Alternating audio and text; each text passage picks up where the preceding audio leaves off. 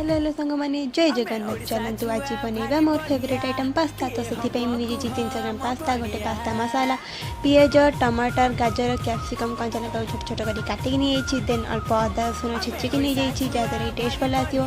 Then gas on करके गोटे dish रे पानी देकी से लुण पकईकी पास्ता पकईदबा ताकू 5 ରୁ 10 मिनट जाए कुक करने छाड़देबा। देन गोटे पैन रे तेल पकईकी से अदा रसुण पेस्ट कंचा लଙ୍କା पियाज कैप्सिकम गाजर टमाटर पकईकी ताकू मिक्स करवा। देन 5 मिनट पर स्वाद अनुसार लुण पकईबा पास्ता मसाला पकईबा। देन बॉयल होइथिबा पास्ता को पकईकी ताकू मिक्स करवा।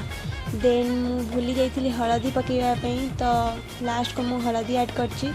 तो आपण माने ताको फास्ट ऐड करिवे। देन टमाटो केचप पकईकी ताकू मिक्स करवा।